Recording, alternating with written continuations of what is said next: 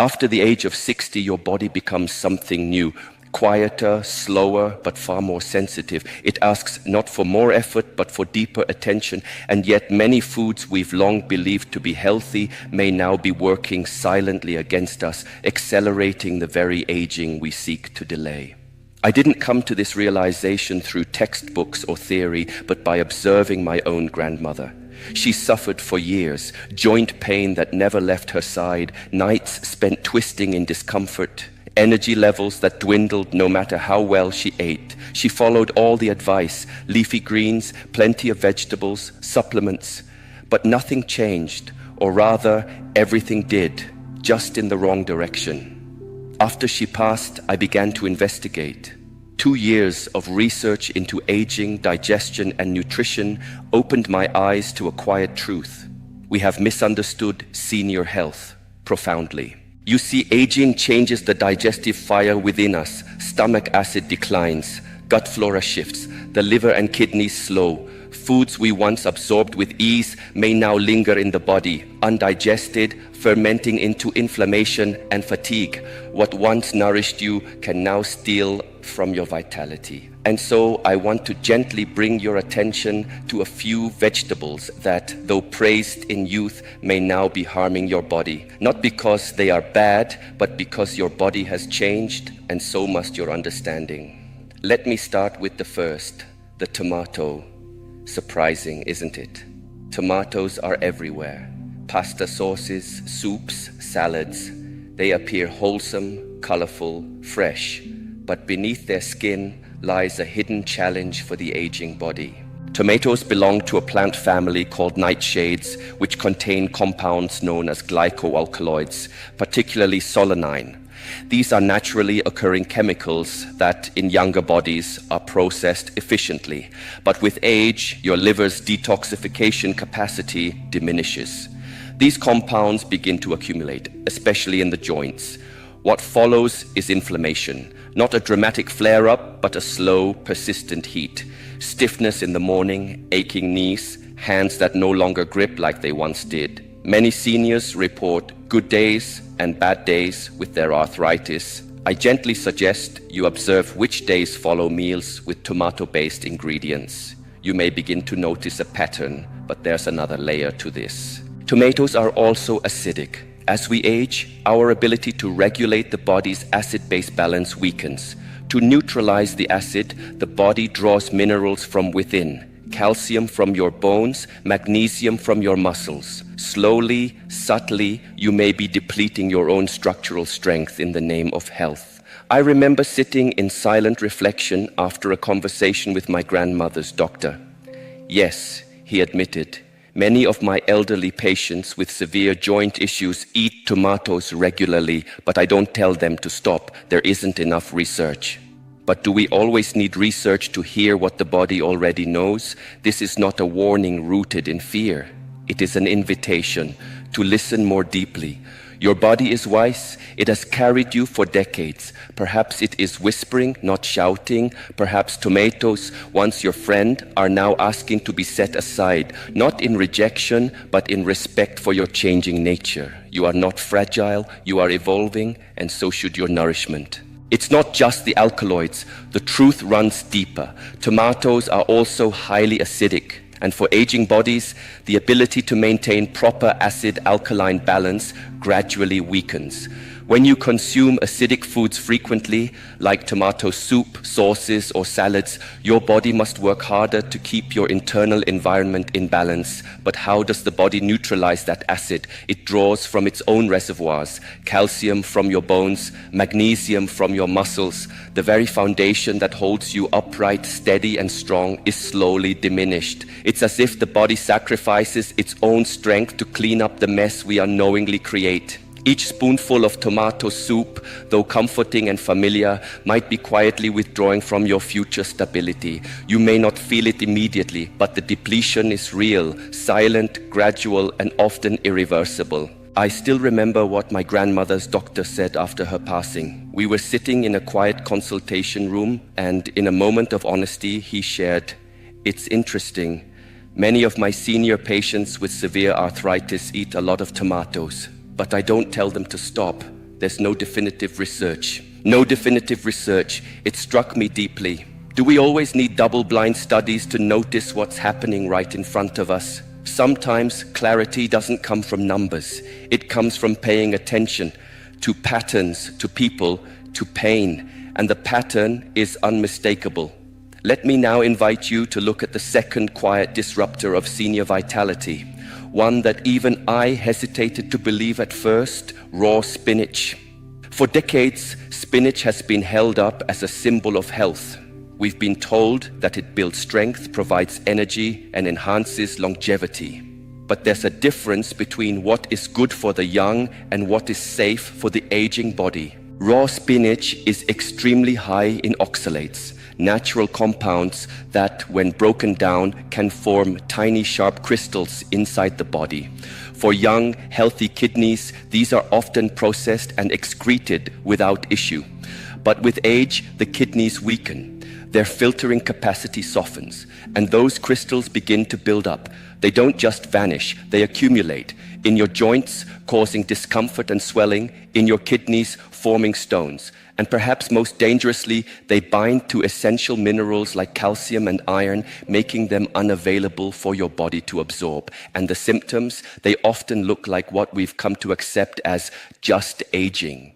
Achy joints, fatigue, foggy thinking, digestive distress. So we shrug, we blame time.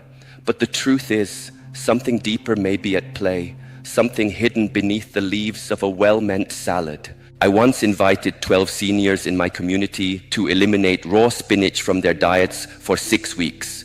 11 of them reported feeling noticeably better, more energy, less joint pain. The one exception? They later admitted they hadn't fully followed the suggestion. It wasn't science, but it was experience. And sometimes experience speaks louder than data.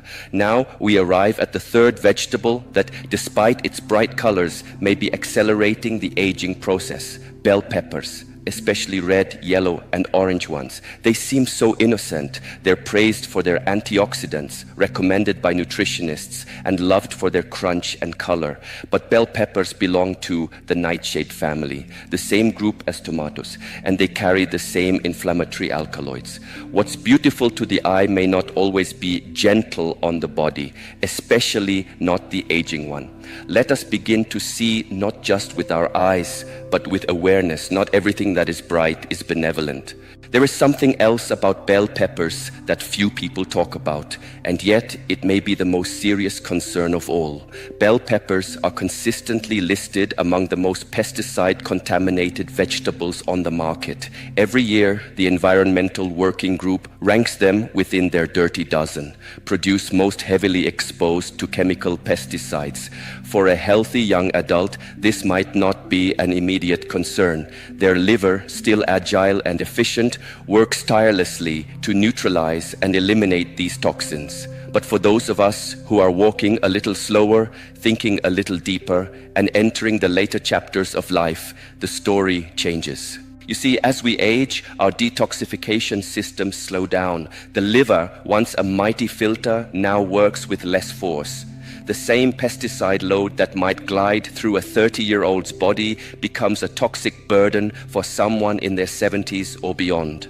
And pesticides don't simply disappear. Many of them are lipophilic, which means they store themselves in fat, including the fatty tissues of the brain. Now think about this. These chemical residues don't just sit quietly. Over time, they may contribute to cognitive decline, hormonal imbalances, and a slow, creeping inflammation that weakens joints, nerves, and clarity of thought. But even if you choose organic bell peppers, thinking you've avoided the pesticides, another concern remains. Bell peppers are extremely high in lectins. Lectins are plant proteins that, in the aging digestive system, can cause real distress. While some younger individuals process lectins without difficulty, many seniors become increasingly sensitive to them as their intestinal lining thins and becomes more permeable. The result? Bloating, fatigue, joint discomfort, systemic inflammation. I saw it unfold with my own eyes, not in a medical journal, but in the quiet apartment of my neighbor, an 82-year-old woman who prided herself on her healthy habits. She ate bell peppers daily. They were in her salads, sautéed in her stir-fries, sliced into her snacks. And yet, she suffered. Digestive discomfort, swollen joints, constant stiffness in her knees and hands. I gently suggested she remove the peppers just for a short time. 3 weeks later, something shifted. Her bloating had subsided, her energy returned. Her steps, though still slow, were lighter. Her mind was clearer. It wasn't a miracle. It was simply removing the obstacle. What's most fascinating to me is this. None of this is new. Traditional cultures understood these truths intuitively. In Chinese medicine, foods are categorized not only by nutrient content, but by their energy: warming, cooling, damp, dry. Cold, raw vegetables like bell peppers and spinach are considered too cooling and dampening for the aging body. In Ayurveda, it is taught that as we grow older, our digestive fire wanes, and with it, the ability to break down complex or raw foods.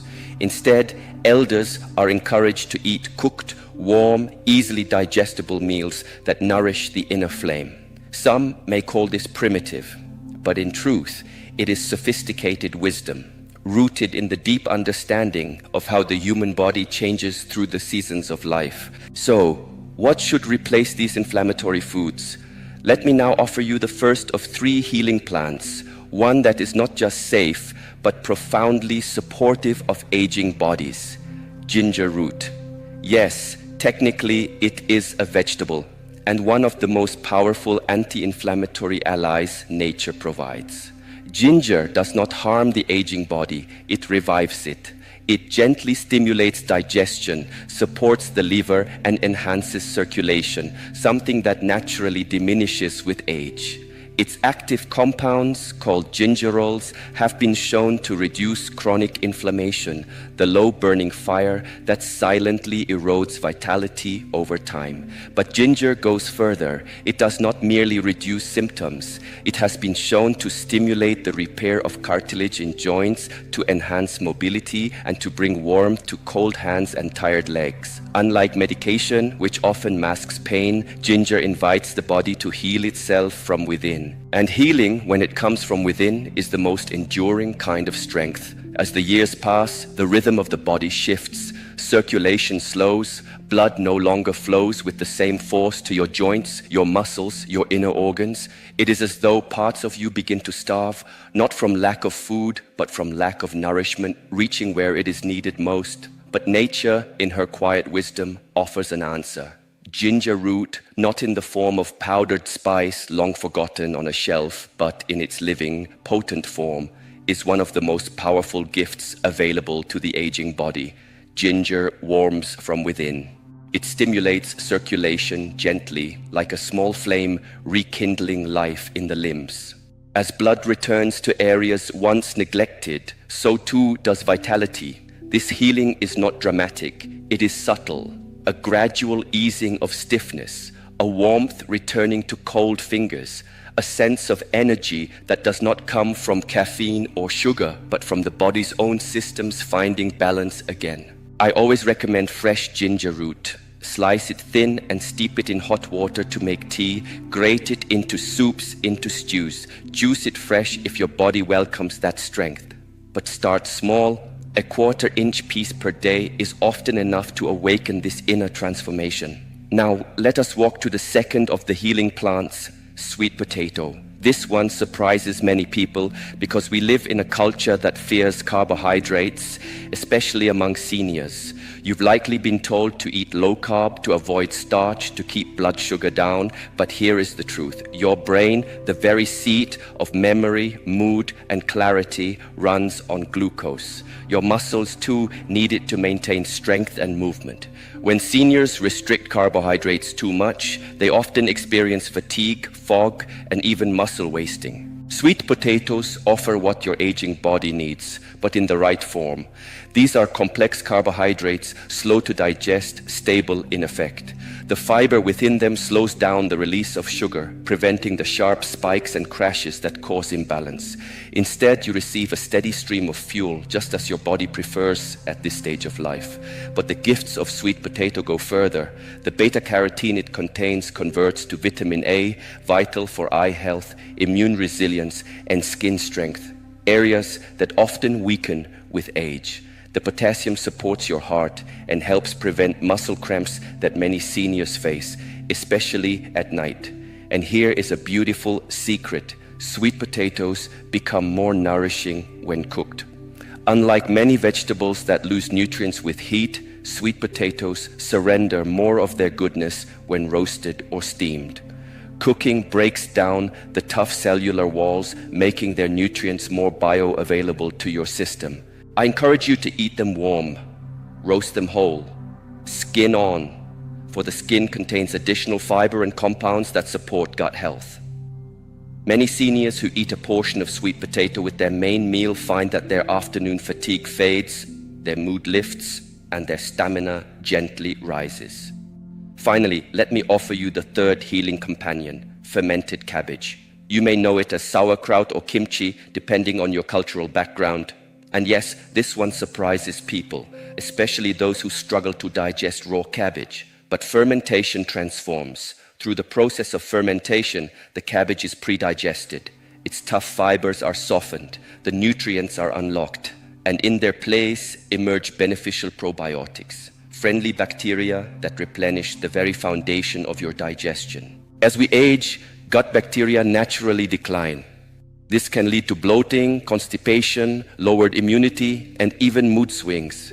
But when we replenish that inner ecosystem with fermented foods, everything begins to shift. Digestion improves, inflammation subsides, joint pain lessens. More than that, fermented cabbage provides vitamin K2, a rare and essential nutrient. K2 plays a quiet but crucial role. It directs calcium into the bones where it belongs and keeps it out of the arteries where it causes harm. This is why some seniors develop osteoporosis even while taking calcium. The calcium simply goes to the wrong places. K2 is the guide, and fermented cabbage is one of its richest sources. Choose naturally fermented varieties, the ones found in the refrigerated section, labeled with live cultures. Or if you feel drawn to ancient practices, learn to make your own. It is simple, it is healing, and it is alive. These three are not just foods, they are allies on the path of graceful aging. Let them walk with you. I often tell my students, begin gently. A tablespoon or two each day of fermented cabbage is enough. Let your body adapt. Give your digestive system time to receive this new friend. Healing, like growth, happens slowly, gradually, with respect. And once your system begins to shift, you will feel it. Let me offer you a picture, not a theory, but a lived possibility, a vision of what your life could begin to feel like when you start aligning with your body's true needs instead of resisting them. Imagine rising in the morning and feeling truly rested, not just awake, but renewed. No more stiffness clinging to your joints like morning fog. No more heaviness in your limbs as you reach for your slippers. Just a quiet, calm readiness to begin the day. Picture yourself moving through the afternoon without that crash, the one that comes like clockwork, stealing your focus, your energy, and your joy. You remain steady, present, awake, and when evening comes, imagine you still have enough vitality to do what you love, gardening, reading, talking with those you hold dear, instead of collapsing into the same chair, half awake in front of the television. This is not a fantasy. This is what happens when you stop fighting your body's aging process and start walking alongside it. When you no longer feed it foods that stir up inflammation, confusion, and fatigue. When you listen, when you nourish. As inflammation calms, joints soften. Movement becomes fluid again. The gut, once burdened, begins to digest with ease. Sleep, once disturbed, returns in deeper waves. The body stops surviving and begins restoring. But these changes are not only physical. As the internal battle with toxicity subsides, the fog in the mind lifts, thought becomes clearer, memory sharpens, your emotional landscape steadies, no longer at the mercy of biochemical chaos caused by poor nutrition. Many of the older students and retreat guests I've guided have told me it feels like I've gotten a piece of my life back. They start playing with their grandchildren again, picking up musical instruments they hadn't touched in years, traveling without the fear of fatigue. You see, this journey is not about adding more years to your life, though that may happen. It's about adding life to your years. Now, I must offer you a gentle warning. If you take this message to your doctor, you may be met with skepticism. This is not because they do not care. It is because their training has emphasized disease over prevention, treatment over nourishment. They may tell you that all vegetables are good, that distinctions like the ones I've made between raw and fermented, between nightshades and warming roots, are not backed by definitive research, that the anti-inflammatory benefits of tomatoes, for example, outweighed the concerns. But I invite you to trust something deeper, your own experience. Doctors are trained to treat populations, but you are not a population, you are a person. Your body is unique, and how it responds to food may not match the averages found in studies. I am not asking you to abandon medical advice. I am asking you to observe yourself, your body, your breath, your energy. Try this. Keep a food journal for 2 or 3 weeks. Track what you eat, how your joints feel, the quality of your sleep, the steadiness of your mind. You may begin to see patterns that no test can show you. Because the truth is, this isn't just about food. It's about how we approach aging itself, whether we see it as a steady descent or a shift into a deeper wisdom. You have more power than you think, and the first place it begins is on your plate. I have met people in their 80s and 90s who walk with light in their eyes. Their steps are steady, their minds clear, their laughter still full and round. They are not just surviving, they are vibrant, alert, present. And when I spend time with them, I always ask, what is different? Often, the answer is not found in genetics. It is found in small daily choices, choices that honor the reality of their changing bodies rather than deny it. One of the most powerful among these is what they choose to eat. The vegetables I've asked you to reconsider are not evil. They are not poison. For younger people, they may even be deeply nourishing. But here is the truth we must accept. You are no longer the person you were at 30. To eat as though nothing has changed is like insisting on wearing the same size shoes you wore as a child. They don't fit anymore, and they cause pain if you keep forcing them on. This truth is not limiting, it is liberating.